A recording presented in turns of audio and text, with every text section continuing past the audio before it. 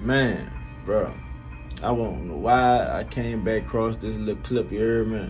But I was watching this, and I'm really like listening, you heard me?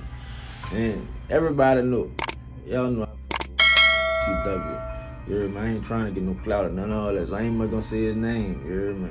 But I'm listening at this, and I'm like, really listen to it and be real, bro. Everything that man saying real is real, for real. Like, you can't lie. We all know people like this, bro. Like, for real. I really want y'all to listen to it and really, if you spot a lie, get in the comment section and let me know what the lie is. I challenge you to that. You hear me? I'm telling you. Listen to His it. nephew some money, let him ride in the car. He must have read my book or something. No. Because we all have it. Yeah. Which is interesting because the people who sit and judge us, those of us who actually live through what we all go through, they go through it too. Yeah. That's what I find interesting about the culture, because on the outside, when you watch the social media or the interviews, like you have the same uncle. Everybody have this element in their family. Yeah. Everybody got a molester. Everybody in their that looks family. like us. Every human being have a molester in their family. They have an abuser in their family. They have an addiction trait in their family. It's in every human being, right? Yeah. It's there. So my mother is fighting. Everybody at home right now is texting their molesting uncle.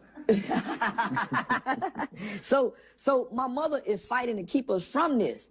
But because she's a single mother, and back then there was really no resources to help single mothers. So my mom, when I'm getting out of school, they doing 12-hour shifts at General Motors. So when I'm getting out at 3, my mother is kissing us, literally saying, I got meatloaf on the table, the such and such in there, make sure y'all do this, leave your homework out on the table. So she's giving us instructions. Don't leave out this house, don't open the door. I'm gonna call this such and such, make time. So she's giving us instructions. Yeah, we're not gonna listen to that. Come on now. Yeah. And so she's going from 3 in the afternoon to 3 at night. Yeah. So when my mama coming home, she's doing her due diligence. We better have the homework out, because she gonna work us. Where y'all homework at? She's going to the extent of going to the bathtub and checking see if the soap wet to see if we took a bath. Get up, boy, and take a bath. Y'all ain't took no bath because of soap. So she's doing all of that to try to instill good morals and good value. But while she gone, Uncle Wayne coming by cooking up dope. She got a sister who's just getting crack, came through what, 81, 82. So now my aunt is addicted to crack. So now my aunt is losing her place. Her and her kids have. My mom's trying to be the backbone to save the family. So she's exposing us to the negative elements of our families by bringing these family members into our homes, allowing them to stay with us, trying to help them. So we picking up on all the negative attributes. When we go spend a night over Aunt B house on the south side, over in the ghetto, we get to stay outside. So we picking up all these negative traits by going to go visit family members, coming back home in the well-to-do areas, mimicking the behavior. Right. Culturally, because this is our culture at the time. So, man, by the time I played the flute in the 3rd grade, 4th grade, 5th grade. I played the flute in the 8th. I lost my eye in the 3rd grade. I got my glass eye put in the 6th grade. So up until that point, I was in and out of hospital. So I had a private tutor. So I never really started going to school until the 6th grade, really. So I had 9 eye surgeries. I fell in the washing machine when I was 5. So between those 2 injuries, I really never got to go to school. I was a institutionalized baby. I had a tutor, a private tutor that came. So I was in and out the hospitals. So by the time I get in 6th grade, I'm a burst of energy.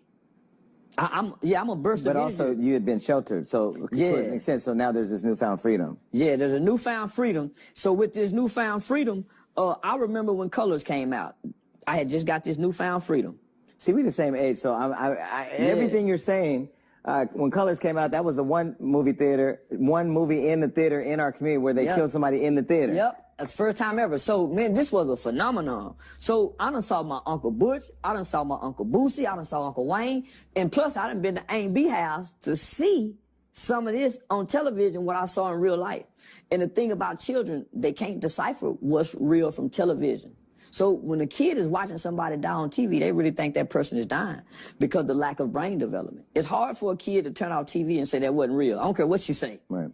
So, I'm seeing what I'm seeing on television, I'm starting to see in the community. The awareness is now coming because it's being propagated through the television screens. So it's like a veil comes off when I'm out in the community. So now I know what a gangster looks like. So now I'm trying to mimic it based off the culture. So this is just from television. Now here come the music. So now we seeing. Now, and we don't watch Penitentiary 1, Penitentiary 2, and the favorite character is Too Sweet. A little guy like me that went to learn how to fight in prison. So, man, by the time we're in the 6th grade, we're talking about what we're going to do when we go to prison. Because now we've developed the concept, and with our young and impressionable minds, that Uncle Wayne done been to prison, Uncle Curtis done been to prison, so all these men in your family, you spend the night over your friend's house, all these other men done been, so you start thinking this the way.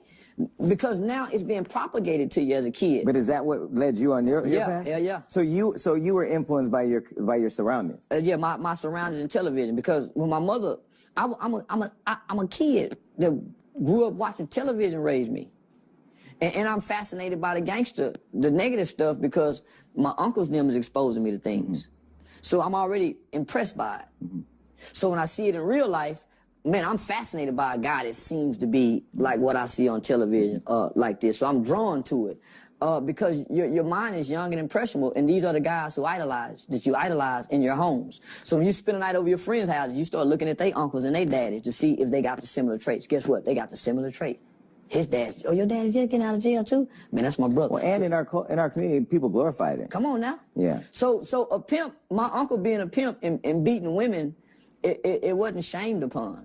So it wasn't nothing for me when I got in the 7th, I think the 8th grade, for me to try to slap my girlfriend like my uncle. And plus the music, like Eazy and them say, your pimp slapped the bitch. But that's what the music said. You're just a kid. Did you pimp slap the 8-year-old girlfriends? Yeah. I was trying to do what my uncles and them did. What was so when you pimp slapped the 8-year-old girlfriends? I was in 8th grade. I pimp slapped Michelle Carr. Cause she told all the girls in school that I didn't know how to tongue kiss, and I didn't. Cause when we was in the 0 kids, so my brother probably was 10. We were watching a movie. Out of nowhere, this 10-year-old kid says, "Ooh, man, when I grow up, I'm gonna kill somebody." Man, I looked at that nigga and ran downstairs, mama, cause it scared me. In hindsight, the anger that I saw, man, I went and told my mama, man, mama, he said when he grew up, he gonna kill somebody. As the frustrated parent, tired, working, paying, boy, come here. What you mean you gonna kill somebody? Man, rather than exploring that. So, man, he grew up and killed somebody. And for a long time, man, my brother didn't have no remorse. Here I was, a kid who went through the juvenile system.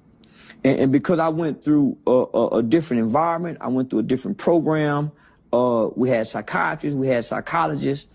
I grew up in an environment where all my childhood issues was repaired, right? It is much easier to create strong children than it is to repair broken men. So I went into an environment that focused almost 7 years on repairing a child and then creating a strong one. So that's what y'all see today. I went through a system that was able to create something like this. So my brother and them went to prison as teenagers. My friend there caught a double homicide as a kid at 15 years old. So they grew up in prison. I grew up in a juvenile system, so there's a difference. So I grew up with nurture, compassion, care. Them niggas grew up having to survive.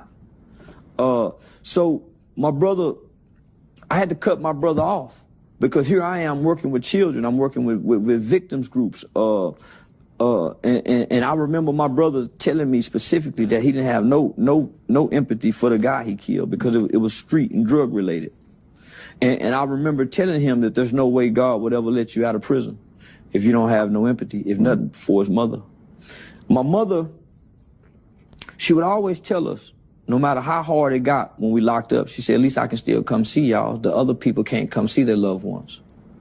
So just think, so my mother would never let us complain because we were responsible for taking somebody's life. So she would never let us forget that. But my brother never thought he would ever come home from prison. My mother believed he would. But there's no way he could have came home and he not developed some type of remorse for taking somebody, even if he feels justified. You have to have some kind of remorse for the impact that you left on the family members. So eventually he got to that point, and then shit, after 31 years.